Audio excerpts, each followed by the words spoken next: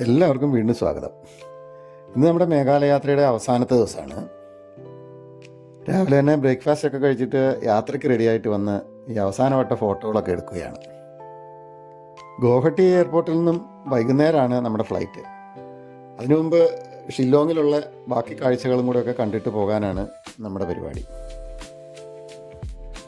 ആദ്യം പോകുന്നത് ടൗണിൽ തന്നെയുള്ള cathedral of Mary help of Christians എന്ന ഒരു പള്ളി കാണാനാണ്.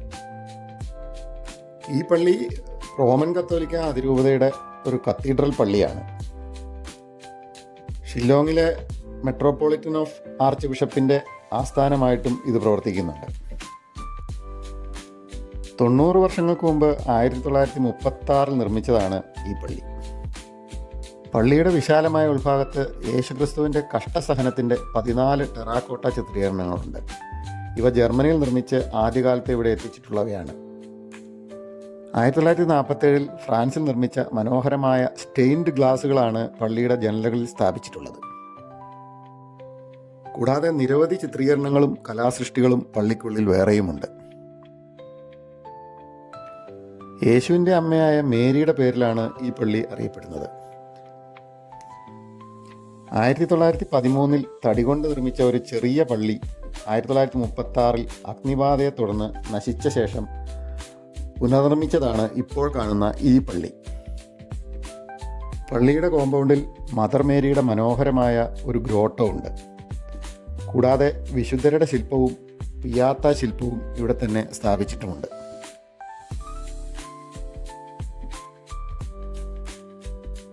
കത്തീഡ്രലിൻ്റെ കാഴ്ചകൾക്ക് ശേഷം തിരികെ പോരുമ്പോൾ ഷില്ലോങ് ടൗണിൽ തന്നെ സെക്രട്ടേറിയറ്റിനോടനുബന്ധിച്ച് സ്ഥാപിച്ചിട്ടുള്ള വളരെ വലിയൊരു ദേശീയ പതാക പ്രൗഢഗംഭീരമായിട്ട് പാറിക്കളിക്കുന്നത് നമ്മളെ അഭിമാനപൂരിതമാക്കും.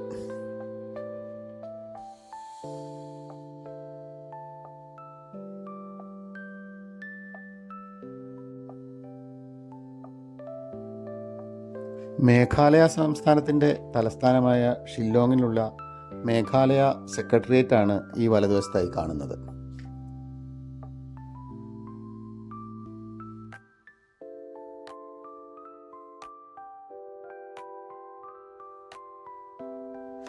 ടൗണിനെ ഒരിക്കൽ കൂടി ചുറ്റി ഞങ്ങൾ ഷില്ലോങ്ങിനോട് വിട പറഞ്ഞ് ഗോഹത്തിയിലേക്കുള്ള യാത്രയിലാണ്. ടൗണിലെ നിരവധി വഴിയോര കച്ചവടങ്ങൾ ഇടയ്ക്കിടെ കാണാൻ സാധിക്കുന്നുണ്ട്.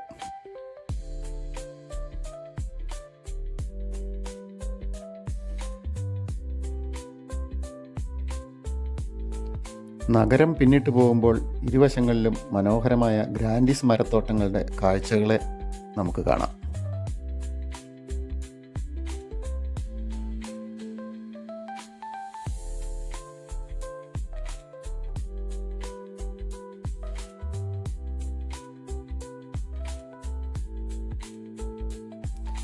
പച്ചപ്പ് നിറഞ്ഞ ഗോൾഫ് ഗ്രൗണ്ടാണ് ഇപ്പോൾ കണ്ടുകൊണ്ടിരിക്കുന്നത്.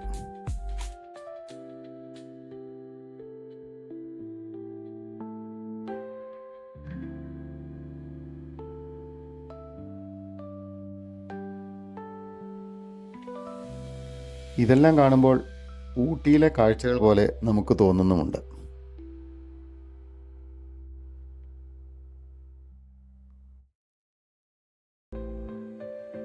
വളഞ്ഞു പുളഞ്ഞ ഷില്ലോങ്ങിലെ റോഡുകൾ തീരാറായപ്പോൾ ഇനി നമ്മൾ ഉമിയം ലേക്കിൻ്റെ വ്യൂ പോയിന്റിൽ ഇറങ്ങിയിരിക്കുകയാണ്.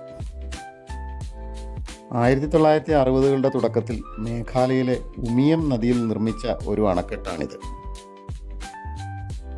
225 ചതുരശ്ര കിലോമീറ്റർ വിസ്തൃതിയിൽ വൃഷ്ടിപ്രദേശമുള്ള ഈ അണക്കെട്ട് ഇവിടുത്തെ പ്രധാനപ്പെട്ട ഒരു ഡാമാണ്.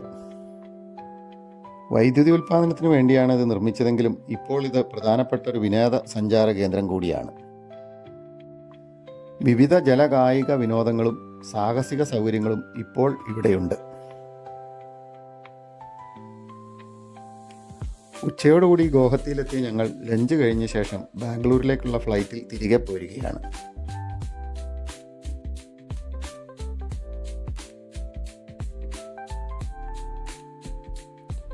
ഗോഹത്തിയുടെ വിശാലമായ ആകാശക്കാഴ്ചകൾ ഫ്ലൈറ്റിൽ നിന്നും ഞങ്ങൾ കണ്ടുകൊണ്ടിരിക്കുകയാണ്.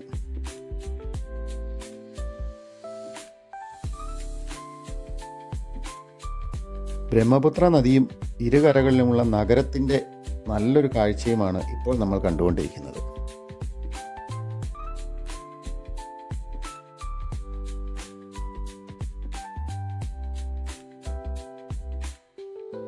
ഇടയ്ക്കിടെ വെള്ളപ്പൊക്കത്തിൽ താഴ്ത്തുമെങ്കിലും ഈ നഗരത്തെ പുഷ്ടിപ്പെടുത്തുന്നതും ബ്രഹ്മപുത്ര നദി തന്നെയാണ്.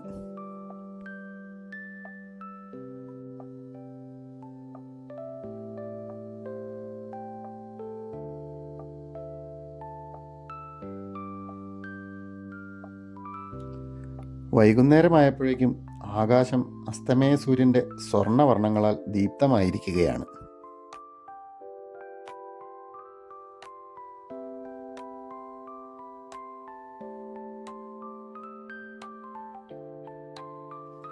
പഞ്ഞി കൂട്ടിയിട്ട പോലെയുള്ള മേഘങ്ങൾക്ക് മുകളിലെ അസ്തമയ സൂര്യൻ്റെ ഈ അതിമനോഹര കാഴ്ച ചിലപ്പോൾ മാത്രം ലഭിക്കുന്ന ഒന്നാണ്. ഈ സുന്ദര കാഴ്ച മതിവരാതെ ഞാൻ പകർത്തിക്കൊണ്ടേയിരിക്കുകയാണ്.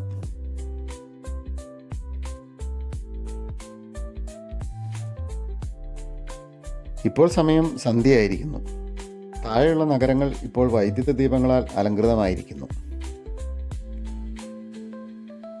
രാത്രിയിലെ ഫ്ലൈറ്റ് യാത്രകളിൽ വളരെ മനോഹരമായ ഒരു കാഴ്ചയാണിത്.